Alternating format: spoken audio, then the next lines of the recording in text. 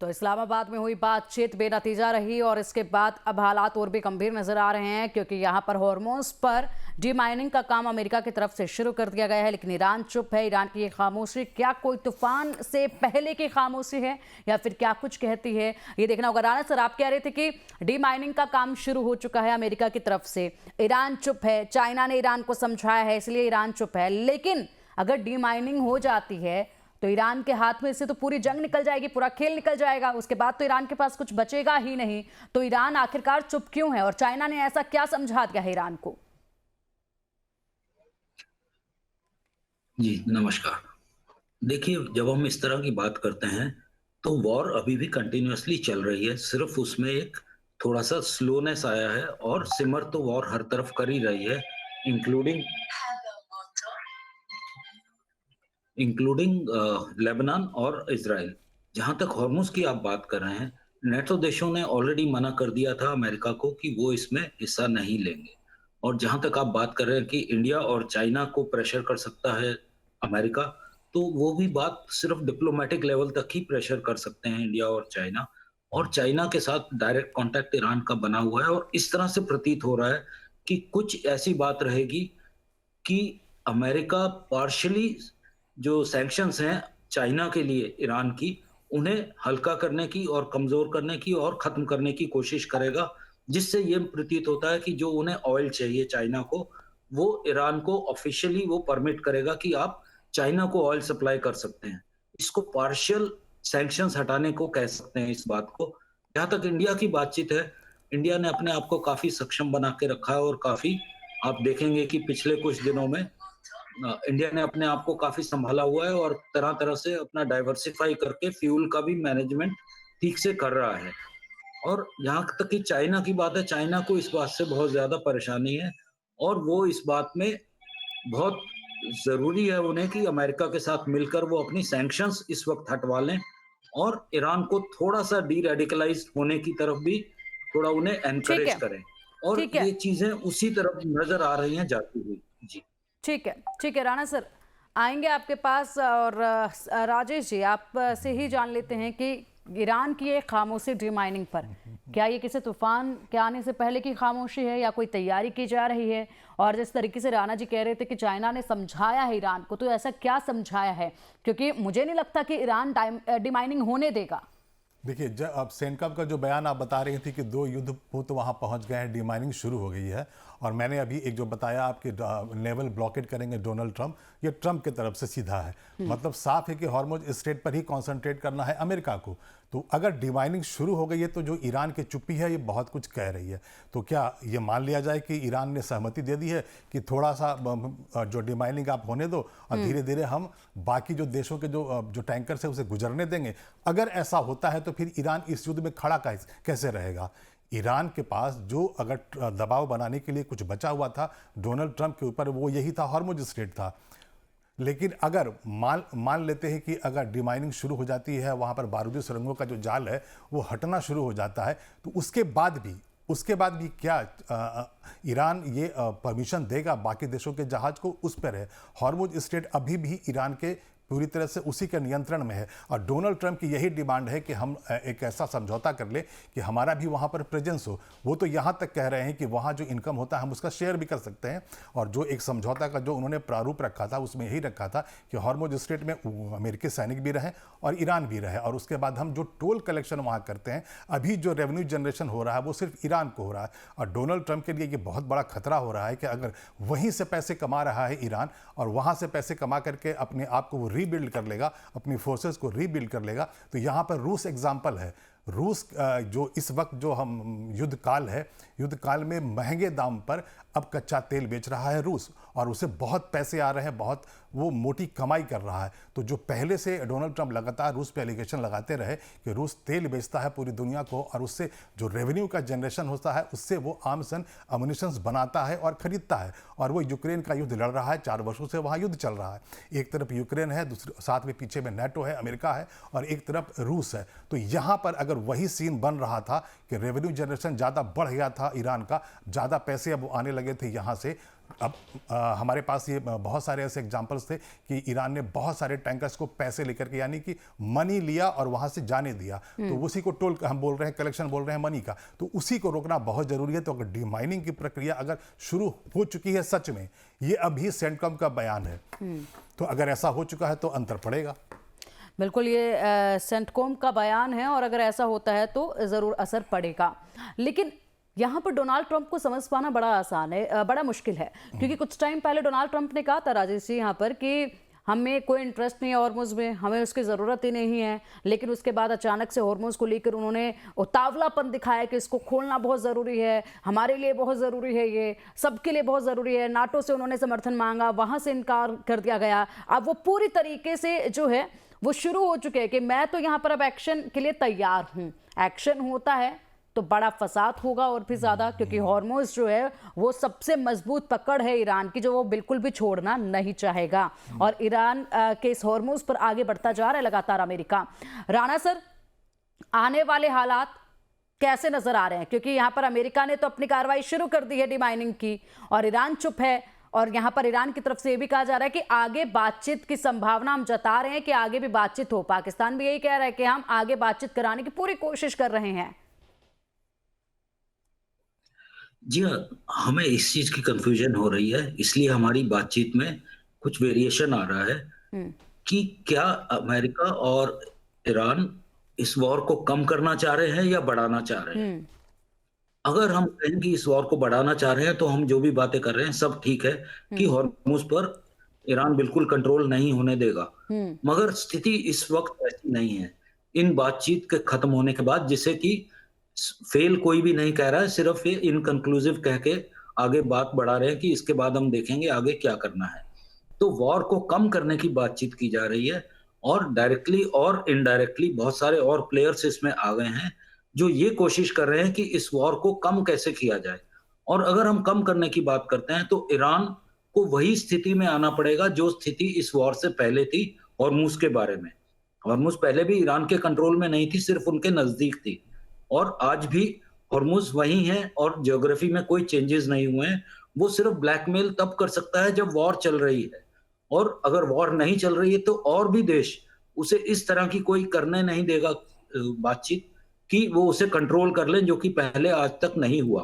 क्योंकि ये कोई मैन मेड स्ट्रक्चर नहीं है, ये सुएज कैनाल जैसा स्ट्रक्चर नहीं है कि इस पर किसी देश का राज आ जाए, और ऐसा पहले भी कभी नहीं हुआ है आज तक, और आगे भी नहीं होगा अगर वॉर को खत्म करना है तो अब हम स्थिति इस तरह से देखना शुरू करेंगे कि वॉर को कम करने की कोशिश की जा रही है, ऑन ट्रैक, ऑनलाइन भी, एक दूसरे से बातचीत, जो बयान दे रहे हैं उससे भी, और जो बयान नहीं दे रहे हैं, और जो बैक स्टेज और बैक चैनल्स पर बात हो रही है उसमें भी कोशिश ये की जा रही है कि इसे अभी डाउन ट्रेंड कैसे दिया जाए इस बात को।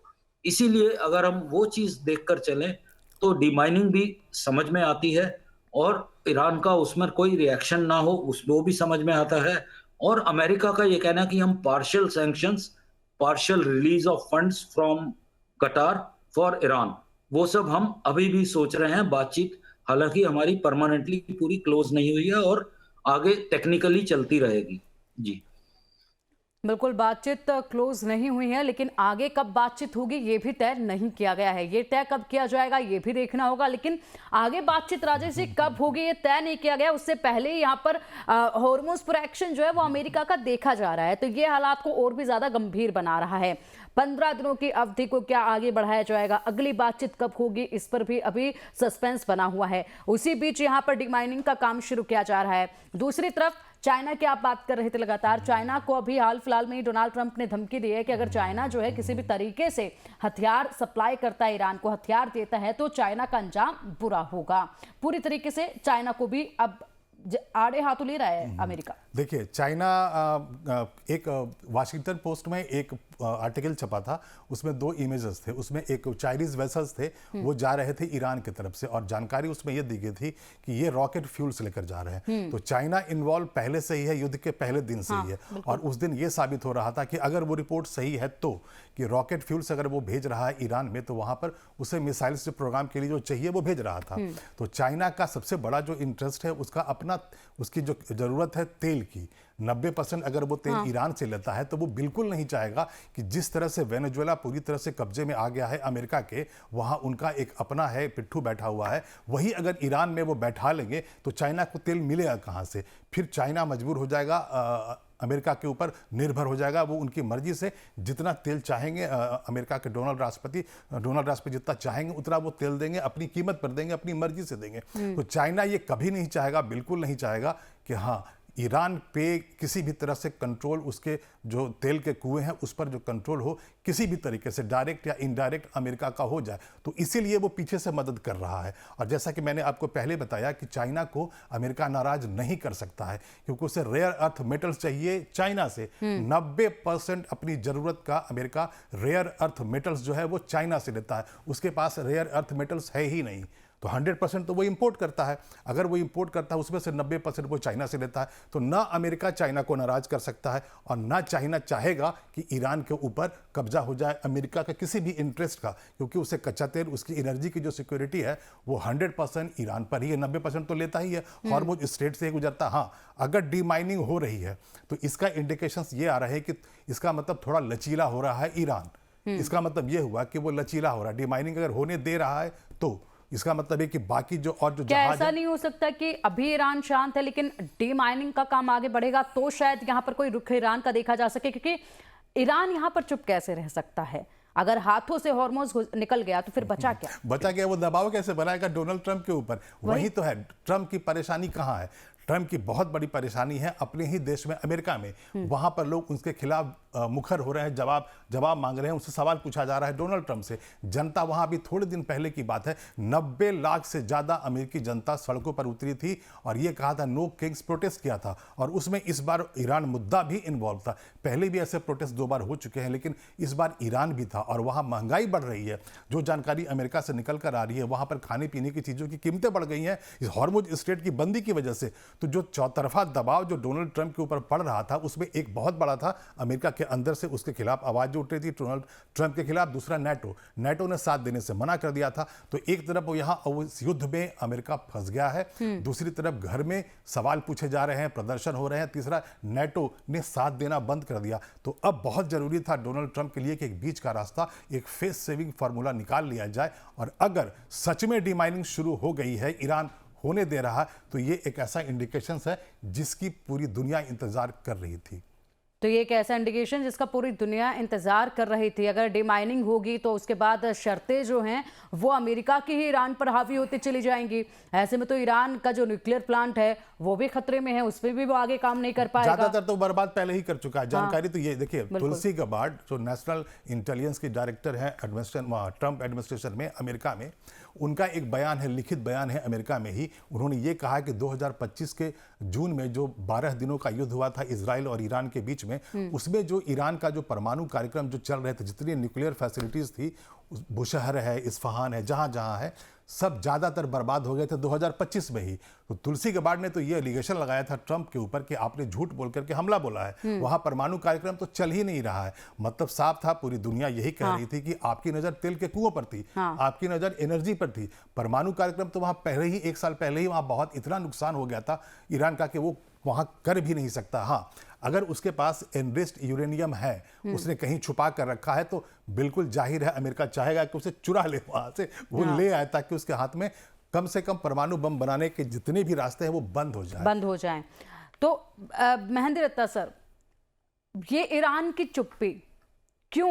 मुझे ये समझ नहीं आ रहा है कि ईरान यहाँ पर चुप क्यों है। क्योंकि अगर डीमाइनिंग होने देगा वो, तो उसके बाद कुछ भी नहीं बचेगा। उसकी जो वो शर्तें कि मेरा नुकसान जो हुआ है उसको पूरा किया जाए, उसकी भरपाई हो, जो प्रतिबंध अमेरिका ने ईरान पर लगाए हुए हैं उनको हटाया जाए, हमें न्यूक्लियर को लेकर कोई भी गाइडलाइन अमेरिका की तरफ से ना दी जाए, हम अपनी इच्छा से जो है आगे बढ़ाएंगे अपने इस कार्यक्रम को। ये तमाम जो बड़ी शर्तें हैं जिसको बिल्कुल भी यहाँ पर अमेरिका नहीं राजी हो रहा है, किसी भी प्रतिबंध को हटाने को तैयार नहीं है, न्यूक्लियर को लेकर रेडी वो बिल्कुल भी नहीं है, तो ऐसे में तो ईरान का पूरा खात्मा हो जाएगा। और क्यों ही चाइना चाहेगा कि डीमाइनिंग यहां पर हो? जी देखिए, आपको अगले एक दिन के अंदर ही अमेरिका की तरफ से भी ये सब सुनाई आना शुरू हो जाएगा। ये इसको आप पैरेलल राजनीति बोल सकते हैं कि अगर आप हमें कुछ करने के लिए मना नहीं कर रहे हैं तो आपको हम उसका रिजल्ट भी बहुत जल्दी ही देंगे। शायद अगले 12 घंटे में ही आपको ये भी सुनने में मिले कि अमेरिका ने ईरान को कहा है कि हम कुछ आपके लिए रिपेरेशंस का भी इंतजाम करेंगे और हम्म। चाइना को कुछ ऐसा देंगे कि वो उनके रीमैन्युफैक्चरिंग और रिकंस्ट्रक्शन के लिए भी काम करना शुरू कर दें। देखिए, हमें इस तरह से देखना होगा, वॉर शुरू इसलिए हुई थी, इस बात को कहकर हुई थी कि ईरान शायद अमेरिका के डोर फ्रंट तक पहुंच जाएगा अपनी मिसाइल टेक्नोलॉजी और न्यूक्लियर के साथ। इस बात को कहकर बातचीत हुई थी शुरू और वॉर हम्म। शुरू हुई थी, हम्म। जिसमें वो ये नहीं कर सकता है बिना चाइना की हेल्प के। चाइना ही उन्हें इस हेल्प तक पहुंचा सकता है कि उनकी मिसाइल टेक्नोलॉजी 6000 किलोमीटर भी जा सके और न्यूक्लियर हेड भी उसमें हो। अभी तक जो कहते हैं कि 60% तक उन्होंने यूरेनियम को इनरिच कर लिया है, जो कि काफी नहीं है एक वेपन बनाने के लिए। उसके लिए 80% तक आपको एनरिचमेंट करना होता है। हम्म। और वो 7 महीने पहले ही अमेरिका ने उसको देख लिया था कि इसे अभी रोकना पड़ेगा, हमें युद्ध की वेट नहीं करनी पड़ेगी, अभी करना पड़ेगा। और वो उन्होंने उनके जितने भी एनरिचमेंट प्लांट्स थे, उन्हें तभी ध्वस्त कर दिया था। लेकिन यूरेनियम तब भी ध्वस्त नहीं कर पाए थे, हम्म। जैसा कि अभी आपको राजीव जी ने भी बताया। हम्म। तो अब स्थिति ये है कि हम इस स्थिति को और बिगाड़ना चाहते हैं या कम करना चाहते हैं। हम्म। ईरान का आप एक दूसरा पहलू देखिए। मान लीजिए वो कहता है कि हम सुसाइडल पाथ पर ही चलेंगे और देखी जाएगी जो भी होगा, हम सिर्फ रिवेंज लेंगे। तो हम्म। उससे क्या होगा? हॉर्मुज़ परमानेंटली बंद कर सकता है ईरान। हम्म। उसमें इतनी माइन्स डाल सकता है और आस-पास उनके जितने भी सोल्जर्स हैं, वो किसी भी शिप को वो अटैक कर सकते हैं, अपनी शोल्डर फायर्ड मिसाइल से कर सकते हैं। हम्म। और उधर से आप हमास और बाकी सब प्रॉक्सीज़ को भी शुरू कर सकते हैं। हम्म। लेकिन उससे होगा क्या? उससे ईरान इस स्थिति में पहुँच जाएगा कि उनका पूरे का पूरा फ्यूल सिस्टम और रॉ मटेरियल पूरा खत्म कर दिया जाएगा और वो बिल्कुल भी सप्लाई नहीं कर पाएँगे, तो उनकी इकोनॉमी बिल्कुल खत्म हो जाएगी। हम्म। पूरी दुनिया में फ़र्क पड़ेगा, मगर इतना भी फ़र्क नहीं पड़ेगा क्योंकि जो बाकी देश हैं, वो दूसरे रास्ते से भी अपना रॉ मटेरियल पहुँचा सकते हैं। हम्म। लेकिन कोशिश अब उसकी ईरान की रहेगी कि बाकी मिडल ईस्ट भी पूरी तरह से मिट जाए और बाकी देश भी ना कर पाएँ। तो ऐसी स्थिति को वापस लाने के लिए ये सब बातचीत हुई और आगे का अभी जो अगले 4 दिन में आप देखेंगे, वो यही देखेंगे इस स्थिति से वापस आने में हमें क्या करना पड़ेगा। हमें अमेरिका की जो रिस्पेक्ट है, जो उनका ईगो है, वो भी रखना है। ईरान ने सरेंडर नहीं किया है, ये भी हमें बहुत रखना पड़ेगा कि ईरान सरेंडर नहीं करता है और नहीं करेगा और नहीं किया।